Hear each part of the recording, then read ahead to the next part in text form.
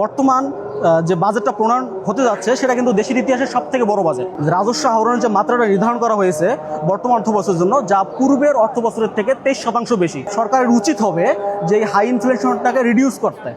2026-27 অর্থবছরের জন্য বিএনপি গভর্নমেন্টের অধীনে যে বাজেট প্রণয়ন করতে যাচ্ছে আজকে বিকাল 3টায় আমাদের অর্থমন্ত্রী ডক্টর আমির খসরু, তিনি যে বিষয়গুলোকে প্রাধান্য দিয়েছেন সবগুলোই ঠিকঠাক আছে। তবে আমি মনে করি বাজেটের যে আকার তারা দিয়েছেন আমরা আজ করতে পারতেছি 9,38,000 কোটি টাকা, তার মধ্যে রাজস্ব আহরণ ধরা হয়েছে 6,35,000 কোটি টাকা।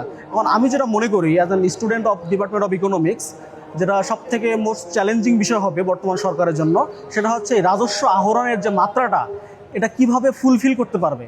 অর্থাৎ বর্তমান যে বাজেটটা প্রণয়ন হতে যাচ্ছে সেটা কিন্তু দেশের ইতিহাসের সব থেকে বড় বাজেট। এবং আরও মোস্ট কনসার্নিং বিষয় সেটা হচ্ছে রাজস্ব আহরণের যে মাত্রাটা নির্ধারণ করা হয়েছে বর্তমান অর্থবছরের জন্য, যা পূর্বের অর্থবছরের থেকে 23% বেশি।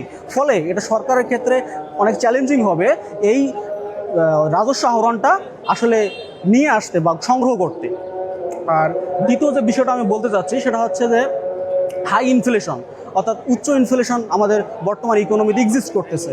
এখন সরকারের উচিত হবে যে এই হাই ইনফ্লেশনটাকে রিডিউস করতে। এখন as a student of department of economics, I can suggest that to reduce the high inflation, government can create the environment for foreign direct investment. That's why ultimately the economy will recover. And apart from this, এগুলো ছাড়াও যেটা আমার মনে হচ্ছে সেটা হচ্ছে যে বর্তমান যে জিডিপি, সেই জিডিপির গতি কিন্তু ক্রমান্বয়ে হ্রাস হয়ে যাচ্ছে। তো জিডিপির গতিটা বৃদ্ধি করতে, বুস্ট আপ করতে সরকারকে আরও কিছু নজরদারি দিতে হবে।